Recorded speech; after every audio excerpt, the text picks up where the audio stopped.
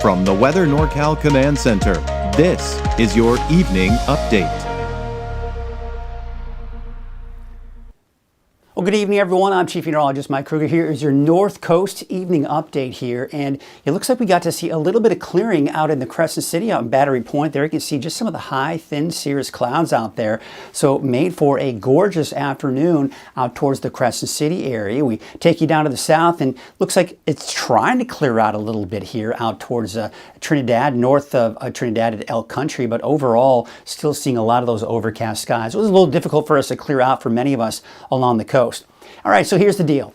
We do have mainly dry conditions this week and even into the weekend for everybody. We're talking inland, we're talking Trinity County, we're talking the coast, with a big drop in our temperatures later this week. And we transition, by the way, from summer to fall. So it looks like we're beginning to get more of that fall-like weather here. And we're going to start to notice that, especially with the overall trend coming in over the next week or so. Here you can see the smoke will continue to be the biggest factor out in Trinity County. This is what it looks like here for tomorrow morning. Yeah, there's the smoke. Most of Trinity County, western Siskiyou County, not to mention often in northeastern portions of Humboldt County as well. That begins to clear out a little bit here later this afternoon, later tomorrow afternoon that is. And then as we go into Wednesday morning, looks like more of that haze and smoke kind of returning to the picture here. So yeah, most of the smoke is actually expected to be in Trinity County over the next few days. All right, let's take a look at your hour by hour forecast. Temperatures upper 80s inland for your Tuesday and in the low 60s for the coast. And taking a look at Trinity County, we're going to be looking at those temperatures in the mid 80s. Now again, keep in mind, it will be hazy and smoky, especially as we do go into the late night and early morning hours. Now, we do have kind of this weak boundary passing through. That's responsible for those clouds that we did see. It just didn't really bring much in the way of any rain. Most of any showers and thunderstorms were mainly off into the eastern mountains as expected here for today. Let's take a look at Futurecast. Here's today. Of course, you can see not much in the way of any showers or thunderstorms. We take you to Tuesday. Same situation. We take into Wednesday, still looking at those dry conditions here as well. Now, what I want to show you right now is the upper level pattern. Now, this is something I've been showing you over the last several days because it's been important in the overall forecast here. And now that we're getting closer to next week, we are in next week, right? But now that we're closer to it, we're getting a better handle of what we can expect. All right, so this is the area of low pressure that was impacting our weather over the weekend, giving us the showers and thunderstorms we saw in the higher elevations, and now it's down to the south. This will shift eastward and no longer really be a concern for us. But this right here is what's coming down from Canada. Now, we've known that there was going to be some colder air coming down from Canada, but where this area of low pressure actually was going to go was still the big question mark. But we're beginning to see a lot of alignment with the long-range forecast models that this right here is the position of the low.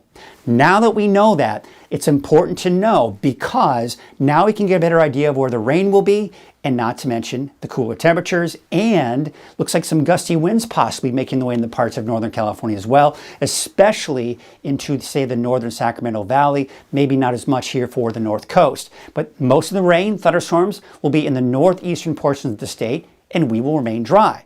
So really the main impact for us with this is this right here, that cooler air that's moving in, and that's really going to be the extent of it. That moves on out, and then we see a broad trough of low pressure come down from the Gulf of Alaska. This is a colder air mass.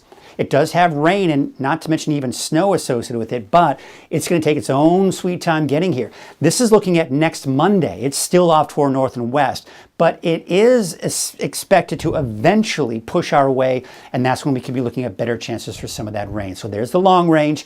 There's Thursday. You see the cloud cover right here? That's where we see the best chance for rain on Thursday. Otherwise, we will remain dry. There's a long range. Now, there are going to be a couple of disturbances kind of breaking off from the main area of low pressure off to our south and west. But overall, we're just going to be looking at those dry conditions as that storm system approaches. So here's what it looks like over the next several days. Temperatures dropping. Now, we are going to see a dip. The biggest dip in the temperatures will be Thursday. It'll go back up and kind of level out somewhere in the upper 70s to low 80s here for Friday through the weekend and into early next week. But bottom line, below normal temperatures. This is also the big story here. Look at these wave heights, pretty high here as we go into this evening. Now, tomorrow evening, upwards of 14 feet. Now, as a result, what we have here is a beach hazard statement. What that essentially means is sneaker waves. All right, sneaker waves are those waves that can basically sneak up on you. You're hanging out on the beach, everything looks calm and fine. Suddenly you get this big wave that can come up. Now the problem with those are, especially with the rocky coast, that can sweep you up and it can be a very dangerous situation. So do not turn your back to the beach if you plan on heading out to it. Really over the next several days, we're not going to see a whole lot of improvement. Now this is for Monday until 8 p.m., right? I do think that the National Weather Service will extend that into tomorrow. And as long as we have these high wave heights that we're seeing, it will continue to be a factor and a concern. Now you can see the winds will be from the north at 10 to 20 knots. So the waves are beginning to pick up along the coast here. Waves from the northwest at 8 feet at 10 seconds and from the northwest at 8 feet at 15 seconds. Your low tide, 8:41 this morning. Your high tide at 3 o'clock tomorrow afternoon, that is.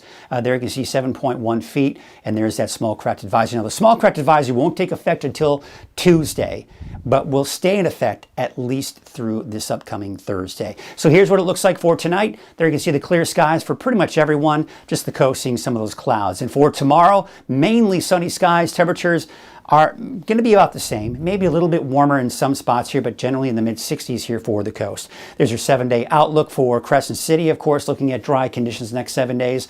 Dry conditions for Hoopa, dry conditions for Weaverville, but notice the temperatures. That's the plummet on Thursday, and then kind of leveling out in the upper 70s to low 80s here as we take you through the rest of the week and into early next week.